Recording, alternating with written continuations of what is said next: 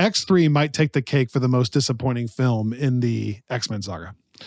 Yeah. Whereas X-Men Origins Wolverine is just not good kind of throughout. There are a few redeeming things here or there, but in general, it's not good. It didn't have a ton of hype, I feel like. It's not trying to carry a ton of weight from X1, X2. It's not like a massive continuation from something. Yeah. In fact, all it had to do was tell the origin story that's already told, and they did that wrong. That being said, I think in some ways X3 is the most disappointing because you were kind of hoping it was going to be a banger of a conclusion to the first two. Yeah. And it is anything but. I think this falls in the same category as Spider-Man 3. Yep. And a few others as, just disappointing conclusions. And I think this is worse than Spider-Man 3. Yeah, it's not as cheeky, and I don't like it because of that. Like, it's trying to be good. Yeah. Spider-Man 3 is trying to be good too, but it's like there is no sense of humor in this at what they're doing. Like, they think they're making an award-winning film, it feels like, and it's just... Like, Raimi at least, he knew...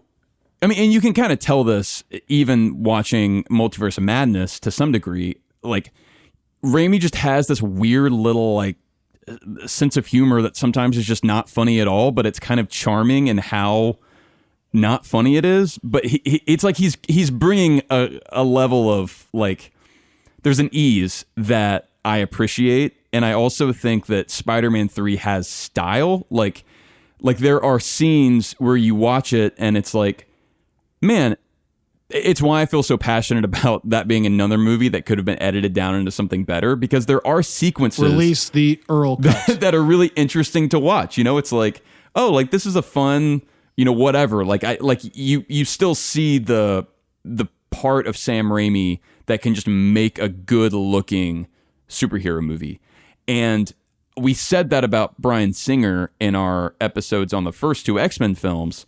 Brett Ratner, oh boy, does not have Brett, that. Earmuff it for a second, Brett. Man, there are not only plot mistakes, there are legitimate logistical questions that I just can't reconcile. Like, why did we have to bring the Golden Gate Bridge to the island? Like, why did that have to be the device for them getting there?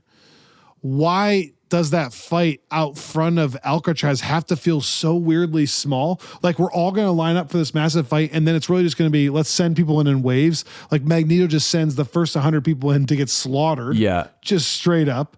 And then finally it's like, oh, now we should actually fight. And then the response is, let's throw fiery cars at people. Yeah, but like, why couldn't you do that before you send everybody to get slaughtered also? That would have maybe been the starting point for me. And then while everyone's dealing with the flaming cars, like, okay, now we're actually going to give our pawns, like the chess line where he's like, that's why the pawns go first. The point of that isn't for you to lose all your pawns. You don't want to just get rid of them. It's not as fast as possible. Like, it's not like sweep them off the board. Now it's time for the real pieces. Then we can play. The gene stuff doesn't work as well as they want it to. More on that later. Stay tuned. Wink, wink. This is probably, because of all that, my least favorite film in this rewatch. Again, it might be a better movie maybe than Origins Wolverine, but I just am more disappointed in it. I think it is a better movie, but it's a bummer because the difference is, like, Origins you could, if we're not looking at the Deadpool of it all, just pluck that out. But this you can't, like, it's trying to resolve things and it poisons the well.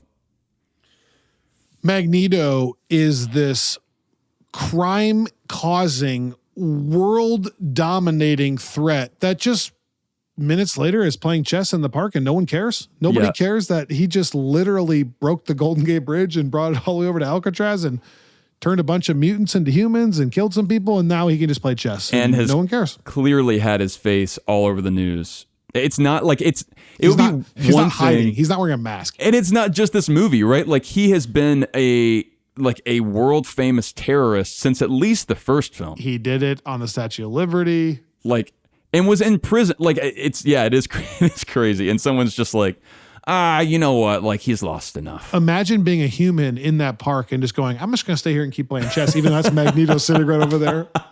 Like, he just did this. I'm just going to hang and here. You see him, like, trying to push a chess piece around, and you're like, huh, he's moving there with his mind. Time for me to get out of here. You know what? I'm out. And I think that's how I feel about this movie. I'm out as well. Check out our full-length episode on YouTube or wherever you get your podcasts of X3. You may not want to watch it, but you're not going to want to miss our episode. Thanks for listening to Friends from Work.